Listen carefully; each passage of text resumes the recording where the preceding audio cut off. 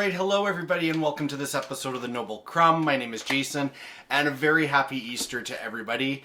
So, because it's Easter time, I wanted to share with you one of my favorite recipes of the season, which is my Easter buns. Now, this recipe is something that I made up. I took kind of a hot-cross-bun recipe and a classic Greek bread called a Tsoureki, which is an Easter bread that they have. And I kind of combined the two and I found that it just made the best kind of sweet Easter bun that I really love, and I cover them with a nice little icing on top. So I really hope you get a chance to try these, and I hope you really enjoy them as much as I do, because it is one of my favorite things to make, not just at Easter but all year round. So without further ado, here are all the ingredients you're going to need for my Easter buns.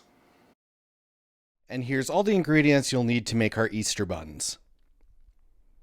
1 cup of milk or water, 2.5 teaspoons of yeast, 1/3 cup of sugar, 3 tablespoons of honey, 2 teaspoons of vanilla, 4 to 4.5 cups of flour, 1 teaspoon of cinnamon, 1/4 teaspoon of nutmeg, 1 tablespoon of salt, 1/4 cup of oil, 8 egg yolks, the zest of 1 large orange and 1 lemon, and 1/4 cup of butter at room temperature. Now for our mix-ins, I'm putting in 3/4 cup of raisins and 1/2 cup of candied citrus peel. Now feel free to substitute with different nuts and fruits that you like yourself. And then we're going to bake this at 375 for about 25 to 30 minutes. Okay, so to start, I've got my mixing bowl here, and to that I'm going to add 1 cup of my lukewarm milk. You can use water as well. Just make sure obviously it's not too hot. Then we're going to add in our yeast. So our 2.5 teaspoons of yeast. There's 2. And 1/2. And then we're going to add in our 3 tablespoons of honey. Just pour that in there. A little bit sticky. Okay. And then our sugar. So we've got 1/3 cup of sugar. And we're going to add that in there. Sugar is what feeds the yeast, and that's what's going to make this stuff come alive. So now we're going to leave this off to the side for about 10 minutes just to let the yeast activate. So while our yeast mixture is starting to activate, I'm going to get my dry ingredients ready. So I've got a mixing bowl here, and I'm going to start with my flour. Now, typically we'll use about 4.5 cups of flour, but to start, we're just going to mix in 4 cups because we can always add more flour depending on where you're at, the moisture in the air, all of that stuff is going to affect your dough. And we can always add more flour, but we can never take it out once it's in there. So start with our 4 cups of flour there. Then to that, I'm going to add my zest. So I've got the zest of 1 lemon and 1 large orange. And it smells so good. And then to that, we're going to add our spices. So I'm going to add in my 1 teaspoon of cinnamon. So that. So there's my cinnamon. And then my nutmeg. So just 1/4 teaspoon of nutmeg. Nutmeg is pretty potent, so you don't want to go overboard with it. So we'll add that. And then we're going to add in our salt. And to that, we're going to add the 1 tablespoon of salt. Then at this point, I'm just going to grab my fork and I'm just going to give this mix just to get everything kind of combined together. And then that's ready for when we start mixing it. We will be adding it to our wet ingredients. So at this point now, we will move on to our stand mixer, but that's that. All right, my yeast mixture is looking great. So now to this, I'm going to add in my 1/4 cup of oil, That in there. And then we're going to add in our vanilla. So we're going to add 2 teaspoons of vanilla extract.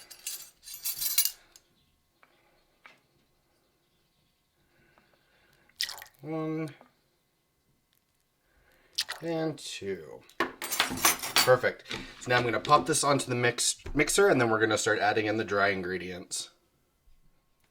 All right, so I've got my stand mixer here fitted with my dough hook. So now we're going to start adding in our flour and zest mixture. So I'm going to turn this on low and start adding it in just about a half a cup at a time, just so we don't end up getting flour everywhere.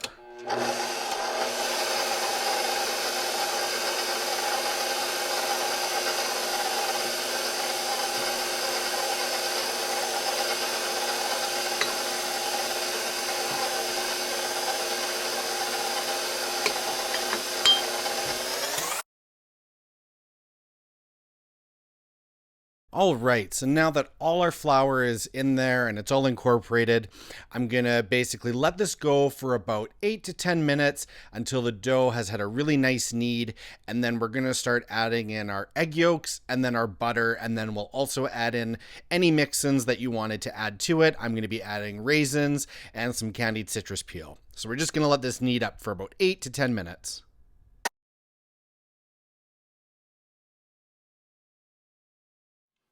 All right, so the dough's come together nicely. So now we're going to start adding in our egg yolks. So we have 8 egg yolks, and we're going to start adding them in one at a time, and you're going to mix until each egg yolk is absorbed. So it just takes a little bit of patience here, so we'll do this.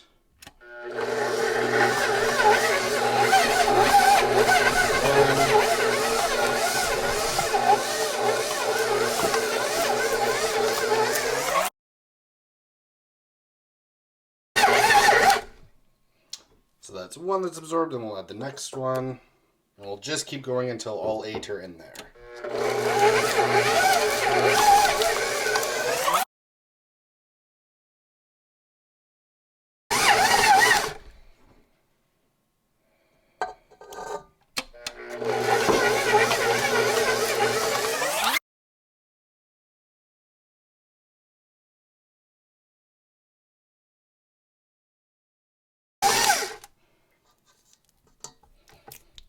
And if you ever start to notice that these little pieces start to separate, you can literally just mix them back in with your fingers. It just happens with the dough.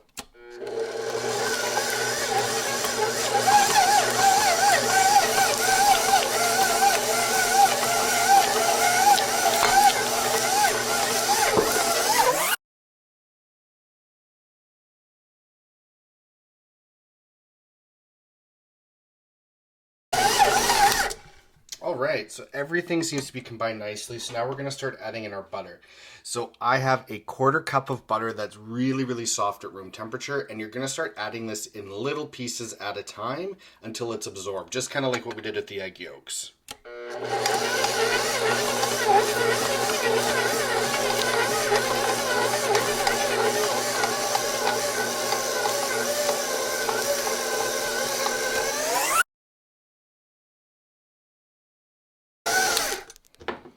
And just like with the egg yolk, sometimes you gotta help the butter get mixed in there a little bit, because the dough hook will make it separate.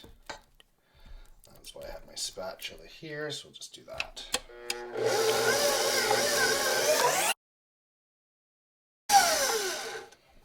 Okay, just gonna give that a little press down. Basically just like making a brioche dough. Okay. Add another piece, press it in there.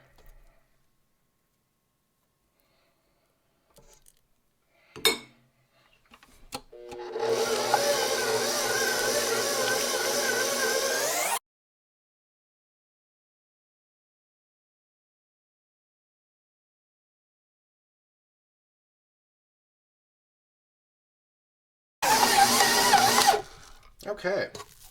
So our dough is looking great, so now what we're going to do is I'm going to add in my dried fruit. I'm just going to basically flatten this out a little bit. Okay, so to this, I'm going to add in 1/2 cup of candied citrus peel. Just get that in there. And I'm gonna add in some raisins. So I'm adding in 3/4 of a cup of raisins to that. You can use dried cranberries, all of that, whatever you prefer. And then we're gonna mix this till this is combined.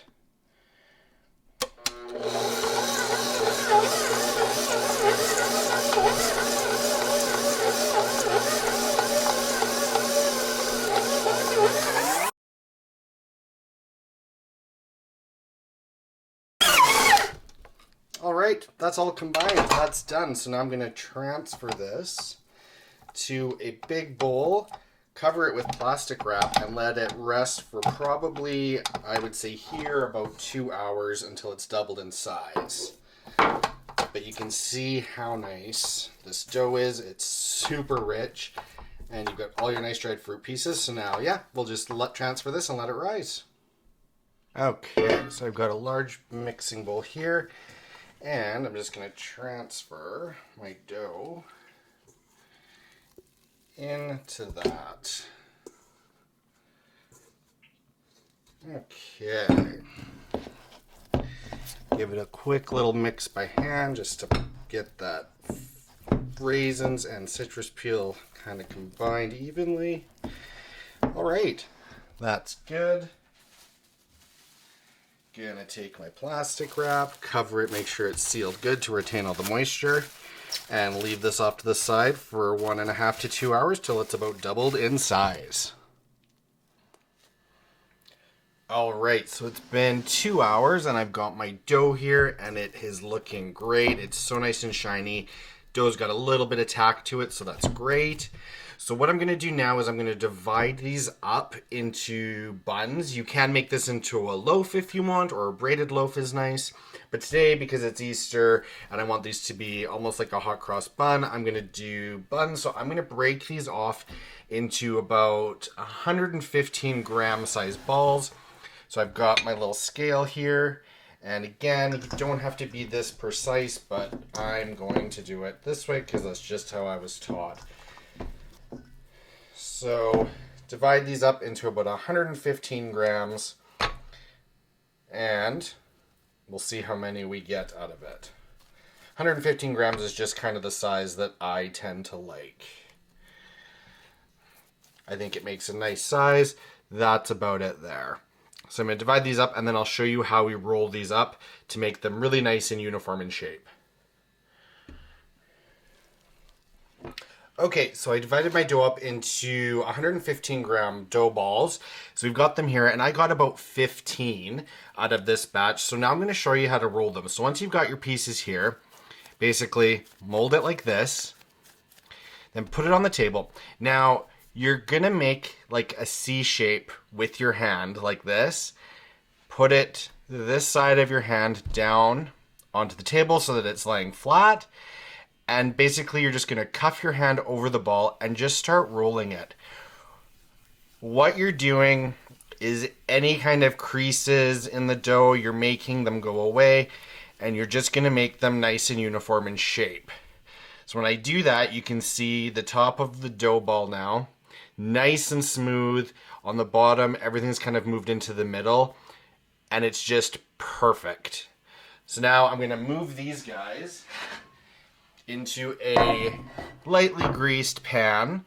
I'll be able to fit 12 in here and then I'll do a couple in an extra one. But basically you're just gonna roll all your dough balls into a uniform shape like that. And my camera battery ran out, so we're gonna try this again. Dough ball on the table, make a C with your hand, sitting it flat on your pinky finger, cuff it, just turn it over, and then just start rolling. Once you get the knack for it, it is super easy, but they look great.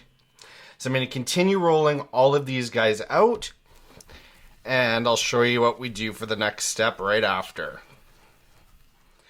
All right, so I've got all of my buns here. Now what I'm going to do is going to recover them again with plastic wrap, and we're going to let them go for their second rise. So this one, you want them about, again, another hour and a half, I would say, hour and a half to 2 hours. Let them rest in a warm place.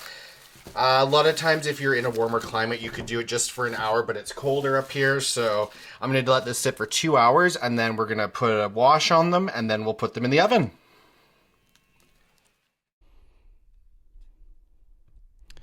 All right, so it's been just about 2 hours now, and I'm going to unwrap my buns here. So the consistency of them has changed nice. They've got a nice sheen on them now. So what I'm going to do before I put them in the oven is I just made a really simple egg wash with 1 egg and about a tablespoon of water.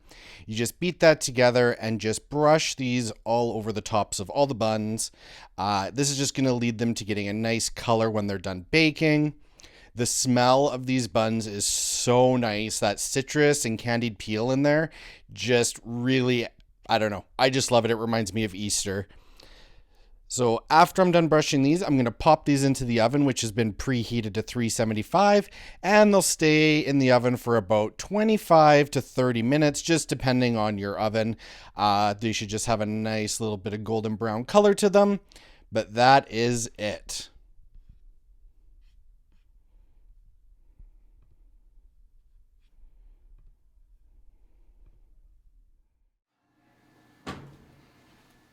All right, so it's been 25 minutes and my buns are done. They're starting to get nice and golden brown on top. So now at this point, I'm gonna let them cool down to room temperature, and then I'm gonna put a nice icing glaze over top of it, and then they're gonna be ready to eat. All right, so now that my buns have completely cooled off, we're just gonna make a really quick and easy glaze.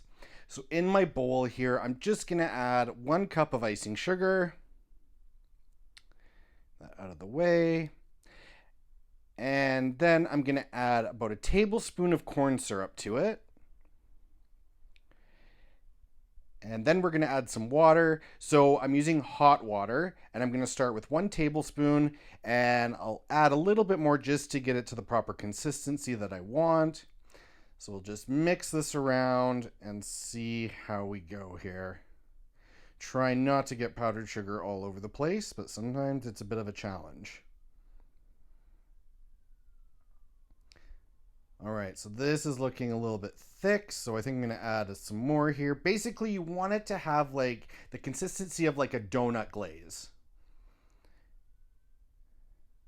And this is starting to look a lot better.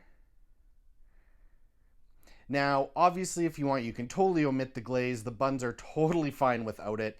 This, to me, though, just really makes these buns something special. The flavor, it really reminds me of eating like a donut, with the combination of the nutmeg that's in the buns and the candied citrus peel with the orange. It's just such a great combination. So just going to give this good mix till it's nice and smooth. It's perfect. And then literally, I'm just going to take the buns one at a time and just dip the top right into the icing. Just get a nice little coat, shake off the excess, and literally that is it. And I'm just going to go ahead and do this for all the rest of them. But really simple, really easy. I hope you guys really enjoy this recipe and get to give it a try yourself.